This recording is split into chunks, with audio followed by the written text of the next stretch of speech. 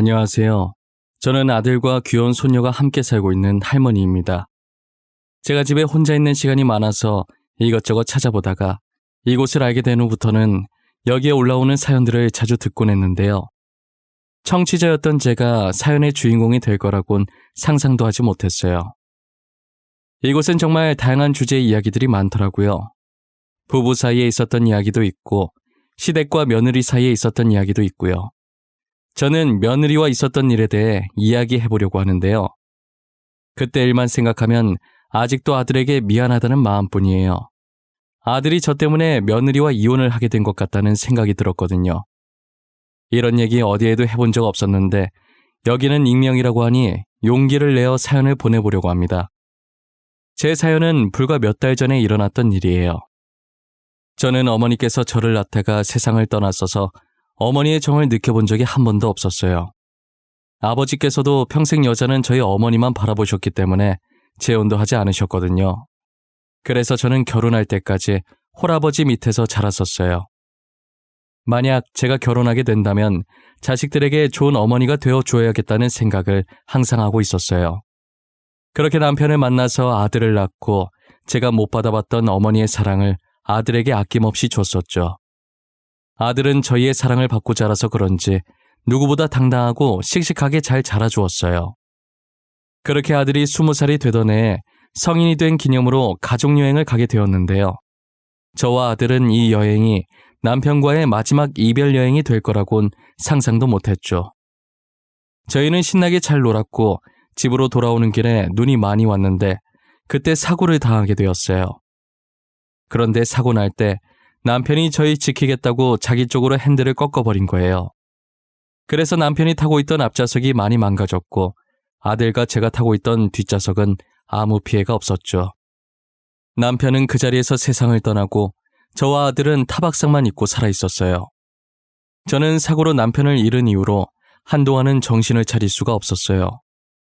정신을 차리려는 의지가 없었다는 게 더 맞는 말이겠네요. 앞으로 남편 없이 살 생각을 하니 정말 눈앞이 캄캄해지더라고요. 저는 늘 남편과 평생 함께 살 생각만 했지 남편이 제 곁을 떠날 거라는 상상을 해본 적이 없었거든요. 남편 장례식도 어떻게 했는지 지금 기억을 더듬어 보려고 해도 생각이 잘 나지 않아요. 제가 그때 정신을 놓고 있었어서 통으로 기억이 날아간 것 같아요. 장례식장 예약도 조문객 받는 것도 아들이 다 하지 않았을까 싶네요. 아들이 티는 안 냈었지만 당시의 아버지에 이어 저까지 잃게 될까봐 엄청 겁이 났었다고 하더라고요. 제가 정신을 차리게 된 게 아마도 꿈에서 아들이 울고 있는 모습이 나온 뒤였던 것 같아요. 저까지 세상을 떠나게 되면 아들 혼자서 이 험난한 세상을 살아가야 하잖아요. 아직 아들 결혼하는 것도 못 보고 손자도 못 봤는데 이대로 떠나면 안 될 것 같더라고요. 그래서 아들을 위해 남편 없이도 열심히 살아봐야겠다는 다짐을 하게 된 거죠. 아들 결혼할 걸 생각하니 혹시나 제가 홀어머니라서 아들 결혼에 지장이 갈까봐 걱정이 되는 거예요. 나쁜 짓을 해서 홀어머니가 된 것은 아니지만 그래도 아버지가 있는 것과 없는 것은 차이가 크잖아요. 저는 아들이 결혼하기 직전까지 그 걱정을 하느라 하루하루 10년씩 늙는 기분이었어요. 그러다 아들이 제게 결혼하고 싶은 사람이 있다고 집으로 아가씨 한 명을 데리고 온 거예요. 여자친구 만나고 있는지도 몰랐는데 3년 정도 만났다고 하더라고요. 아가씨는 수줍게 아들 뒤에서 나와 살짝 웃으며 제게 인사를 했어요. 안녕하세요, 어머님. 저는 지혁이 여자친구 박지희라고 합니다. 처음 인사드리네요. 지혁이한테 어머니 말씀 되게 많이 들었어요. 사진도 봤는데 실물이 훨씬 젊어 보이시고 이쁘세요.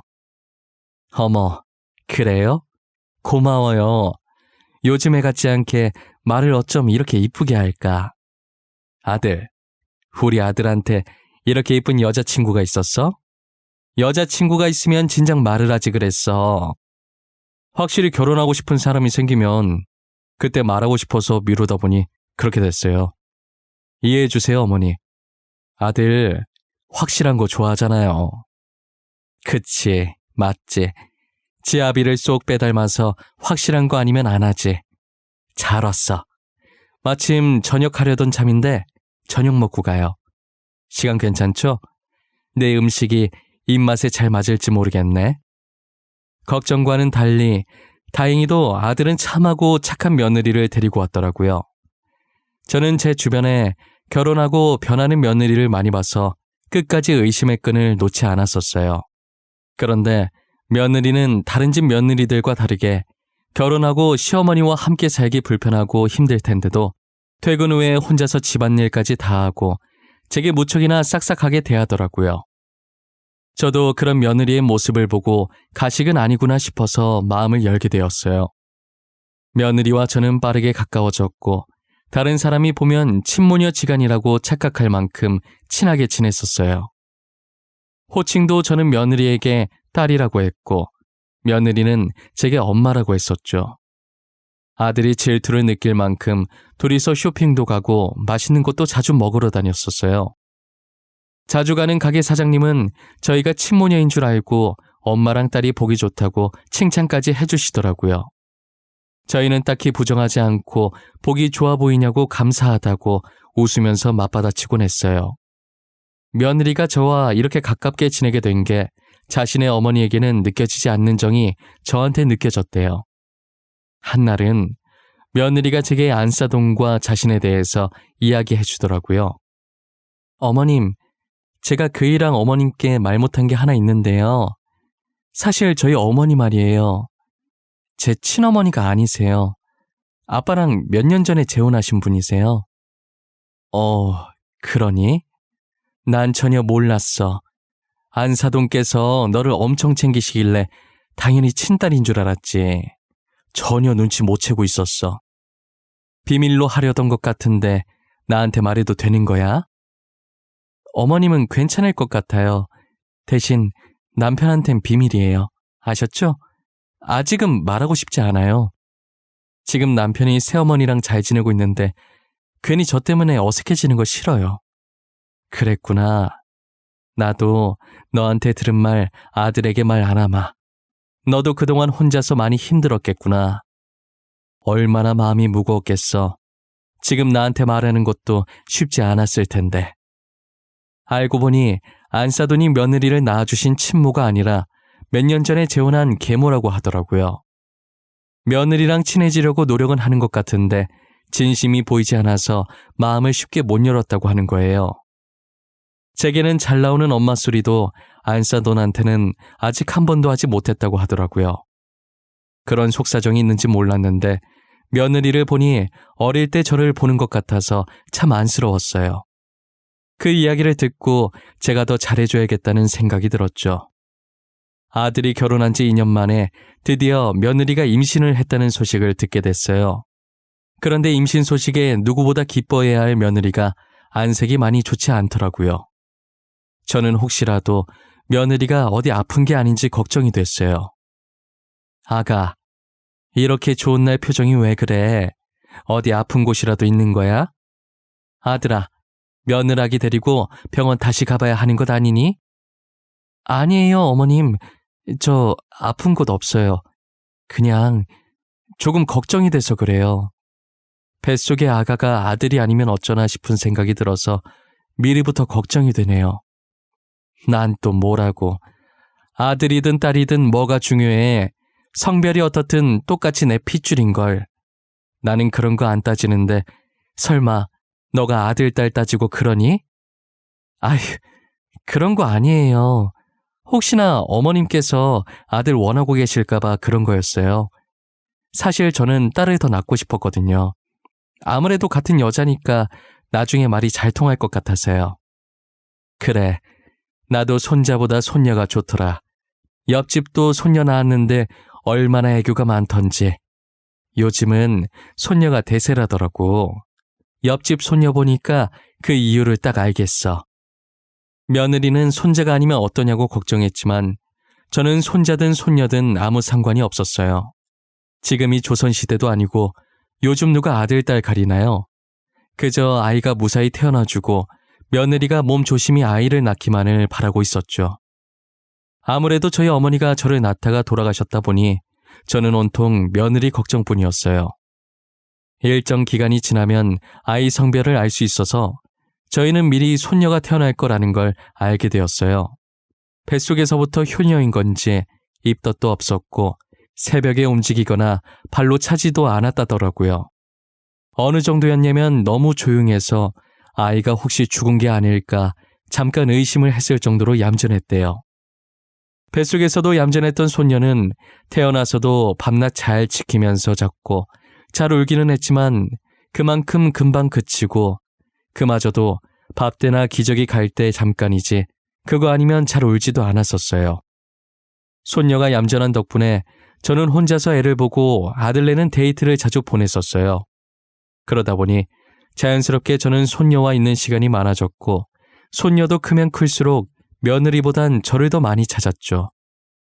아무래도 손녀가 며느리보다 저와 붙어있던 시간이 훨씬 많다 보니 며느리가 자신을 낳아준 엄마긴 하지만 저만큼은 편하지 않은 모양이더라고요. 손녀는 엄마 아빠 먼저 말하는 다른 아이들과 다르게 할머니를 제일 먼저 말했었어요. 며느리는 엄마라고 먼저 말하길 기대했는데 할머니라고 먼저 말하니 서운한 기색이 역력하더라고요. 괜히 제가 미안해지고 눈치가 보이는 순간이었어요. 그래도 며느리는 금세 표정을 풀고 손녀가 천재라서 할머니를 먼저 말한 거라고 좋아하는 거예요. 좋은 게 좋은 거라고 저는 며느리 기분 좋게 해주고 싶어서 맞는 말이라고 열심히 맞장구를 쳐주었죠. 그렇게 시간이 흘러 손녀가 초등학교에 입학하는 날이 다가온 거예요. 처음 학교 가는 날인데 하필 아들과 며느리가 둘 다 바빠서 저 혼자 입학식에 참석하게 되었어요. 손녀 손을 잡고 둘이서 도란도란 학교를 가고 있었는데 학교에 다 와가서 사고가 난 거예요. 다행히 제가 사고가 나던 순간 손녀를 안고 있어서 손녀는 다친 곳이 없었어요. 다만 제가 충격을 다 흡수하면서 다리를 좀 심하게 다치는 바람에 일어날 수가 없었죠. 병원에서는 생각보다 심하게 다쳐서 앞으로는 두 발로 걷지 못할 거라고 하더라고요. 결국 저는 남은 인생을 휠체어에 앉아서 지내야 하는 신세가 되었죠. 입원을 하면서 재활치료를 해보긴 했지만 제가 나이가 있어서 그런지 몸이 마음처럼 움직여지지가 않아서 결코 쉽지 않더라고요. 어차피 살 만큼 살았기 때문에 두 발로 다니는 건 포기를 하려고 했어요. 그런데 손녀가 학교 마치고 병실로 찾아와서 제 손을 꼭 잡고 말을 하더라고요. 할머니, 나 구해주다가 이렇게 아픈 거지. 내가 안 아프게 호해줄게. 나는 할머니 없으면 못 살아. 그러니까 앞으로는 아프지 마. 나랑 평생 살아야 돼. 알았지? 그래. 내가 이렇게 이쁜 손녀딸 두고 어떻게 아파? 아파도 참고 우리 손녀랑 오래오래 살아야지. 할머니 금방 나을 거니까 걱정하지 말고 엄마 아빠 말 잘 듣고 학교도 잘 다녀야 한다. 응, 나 학교 잘 다녀. 친구도 대빵 많이 사귀었어. 걱정하지 마. 다리 다 나으면 우리 같이 놀러 다니자. 할머니랑 놀러 다니는 게 세상에서 제일 좋아. 그럴까? 우리 강아지 때문에 빨리 나아야겠네.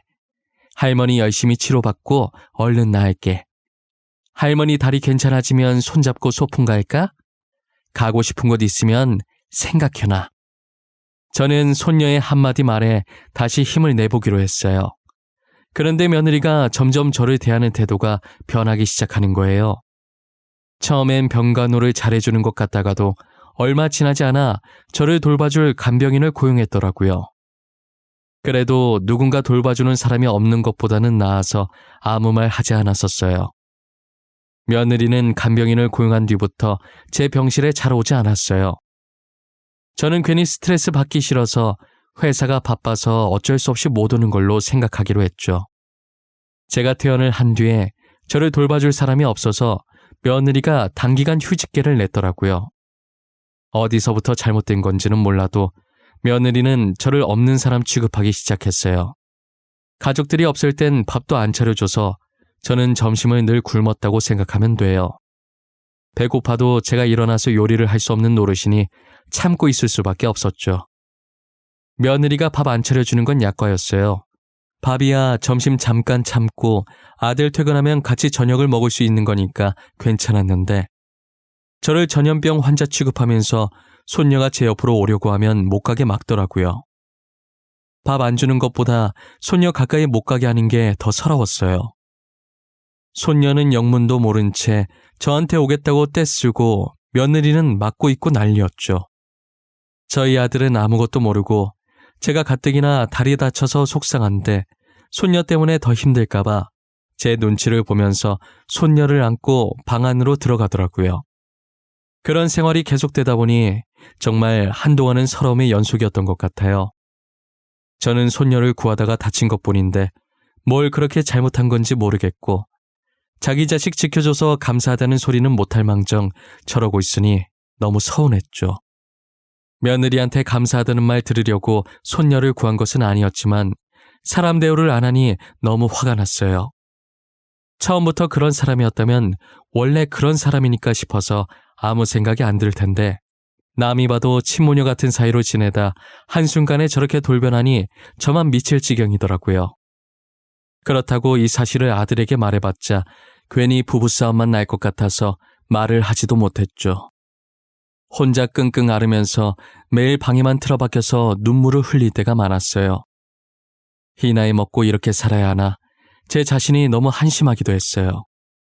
제 밥그릇은 제가 챙겨야겠다는 생각에 병원도 더 열심히 다니고 재활치료도 이 약물 구했어요. 인간의 강한 의지는 어떤 걸로도 막을 수 없다는 말이 맞나 봐요. 저는 재활치료를 해도 가망이 없어 보여서 앞으로 제 자신이 평생 못 걸을 줄 알았거든요. 그런데 아직 쩔뚝거리긴 하지만 휠체어를 안 타도 될 정도로 걸을 수 있게 되더라고요.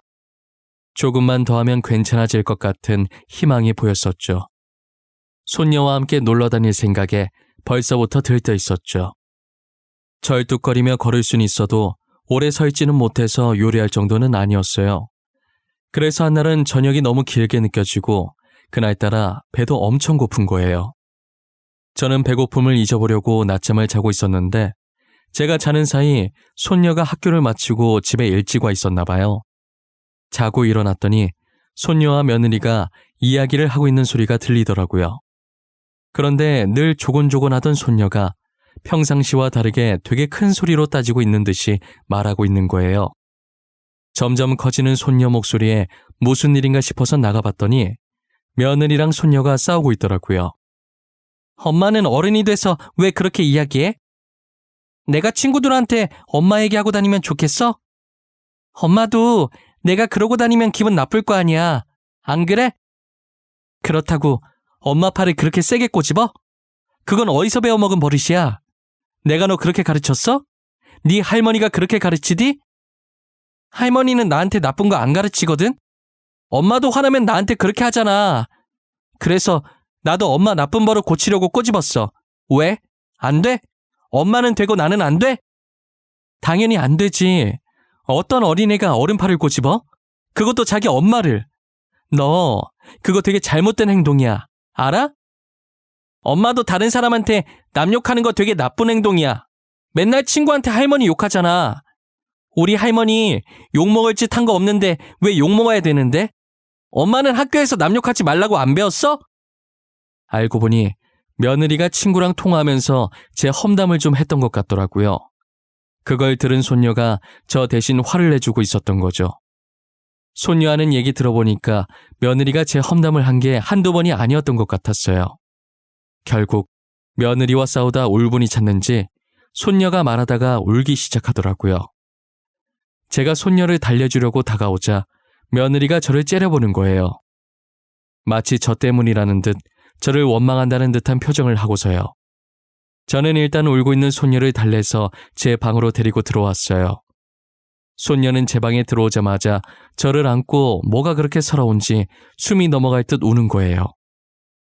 제 품에서 떨어지려고 하지 않길래 가만히 등만 토닥토닥 해줬어요. 어느 정도 진정이 됐는지 제게 무슨 일이 있었는지 말을 해주더라고요. 우리 강아지 울면 못생겨지는데 눈물 닦는다고 하도 얼굴을 비벼서 이쁜 얼굴 다 망가지겠어. 지훈이는 웃을 때가 제일 이쁜데 지금은 불어터진 찐빵 같네. 할머니 너무 불쌍해. 엄마는 미워. 할머니가 아프고 싶어서 아픈 것도 아닌데. 그리고 내가 할머니 더 좋아하는 게 어때서 그러는 거야? 같은 가족이잖아. 그게 무슨 말이야?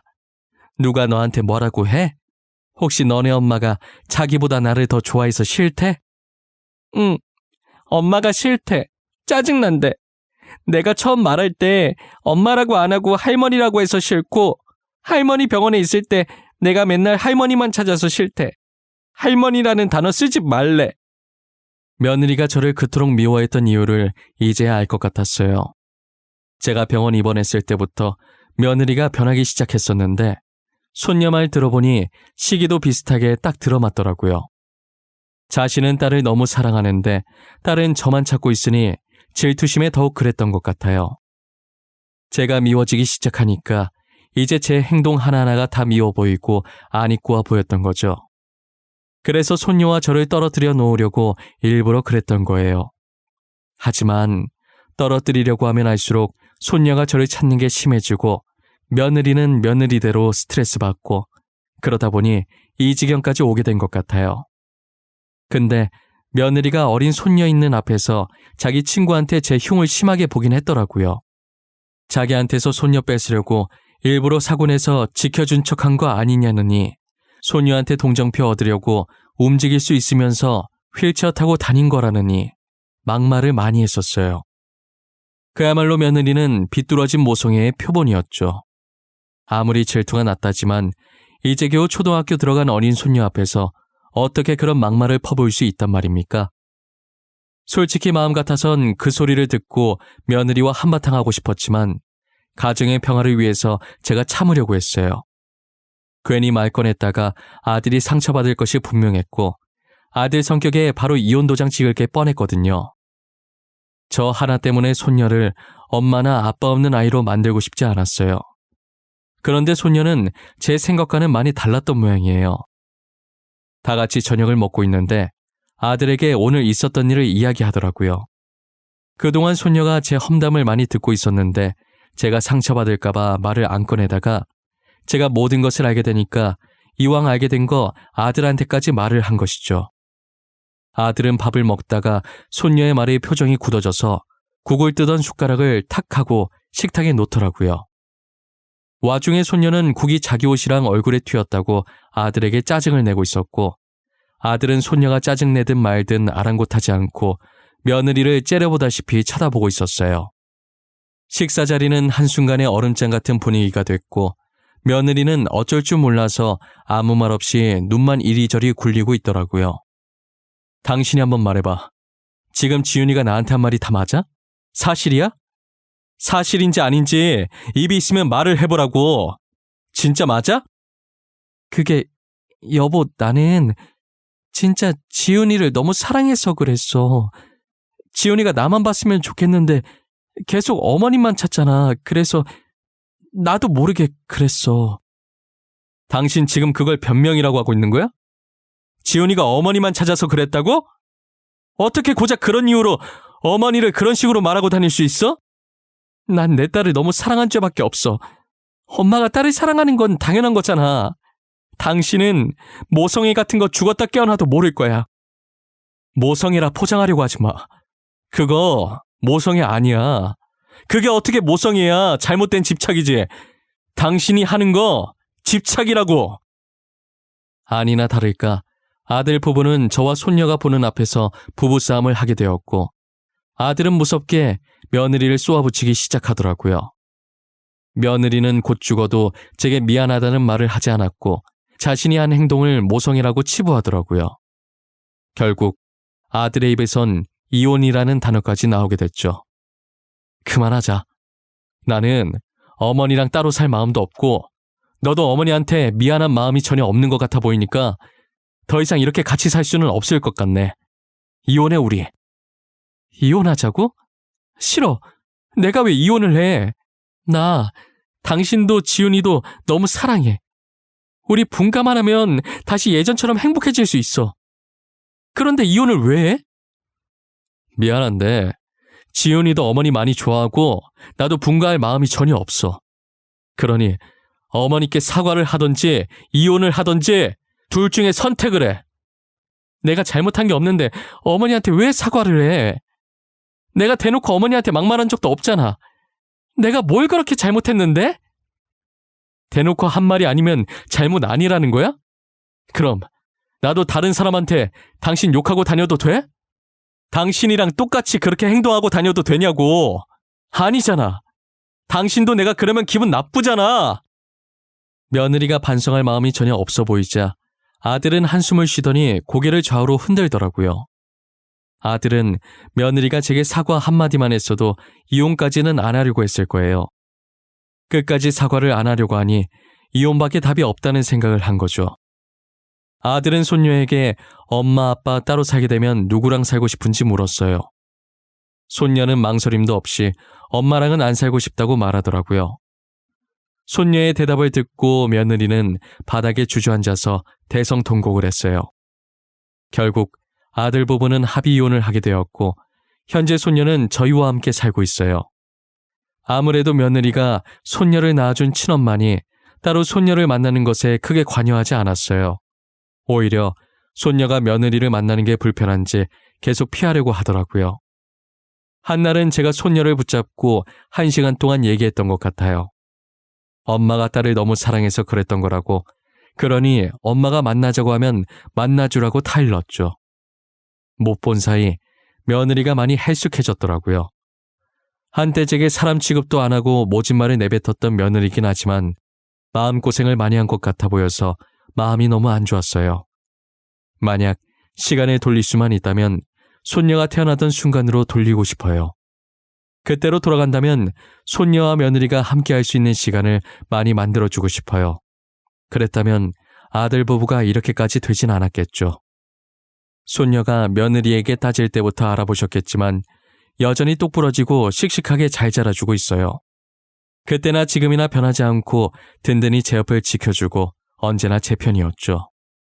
아들과 제가 싸울 일은 잘 없지만 가끔 사소한 마찰을 빚게 되면 무조건 아빠가 잘못한 거라고 그냥 미안하다고 하라고 애늙은이처럼 말하곤 해요. 그러면 아들이 또 제게 미안하다고 하고 싸움은 더 이상 크게 번지지 않고 웃어 넘기게 되죠. 요즘 학교에서는 말 잘하는 법 이런 걸 가르치는 건지 손녀가 말을 너무 잘해요. 맞는 말만 하니까 어쩔 땐 손녀 말을 듣고 숙연해질 때도 있다니까요. 손녀가 최근에 빠진 취미생활이 있어요. 그게 뭐냐면 학교에서 배워온 단어나 문제가 있으면 꼭 저한테 가르쳐줘요. 저는 아는 단어라도 모르는 척하면서 손녀 천재라고 치켜 세워주곤 하죠. 그럼 손녀는 어깨 으쓱하며 거만한 표정을 짓는데 그게 얼마나 귀여운지 몰라요. 아들이 최고라는 말도 이제는 다 옛말이에요. 요즘은 너도 나도 딸 낳고 싶다고 난리더라고요. 아무래도 아들은 조금 무뚝뚝하고 애교가 없잖아요. 분명 딸 같은 아들도 있겠지만 대개는 저희 아들처럼 그럴 거예요. 그리고 제가 아들도 키워보고 손녀도 키워보니 확실히 딸이 애교가 많고 말도 잘 통하는 것 같아요. 가끔 손녀가 없었다면 지금쯤 저는 어땠을까라는 생각을 하곤 해요. 아무리 생각을 해봐도 손녀 없는 저의 모습은 상상이 가질 않았어요. 예전엔 아들만 보고 살았다면 최근엔 손녀를 위해 사는 것 같아요. 저는 지금 제 생활에 충분히 만족하며 살고 있어요. 돈보다도 소중한 아들과 손녀와 함께 말이에요. 그리고 최근 병원에서 좋은 소식이 들려왔어요. 재활치료를 조금만 더 하면 쩔뚝거리는 제 다리도 이제 예전처럼 돌아올 수 있을 것 같다더라고요. 사고 전 상태로 완전히 돌아갈 수는 없지만 일상생활은 가능한 정도라고 하셨어요. 그거라도 어디냐고 의사 손 꼭 잡고 감사하다고 펑펑 울었네요. 저는 앞으로도 치료 열심히 해서 남은 인생 아들과 손녀만 바라보면서 살아보려고요. 여러분들도 꼭 오래오래 건강하게 사셨으면 좋겠습니다. 살면서 건강만큼 중요한 건 없는 것 같아요. 지금까지 제 긴 이야기 들어주셔서 진심으로 감사합니다.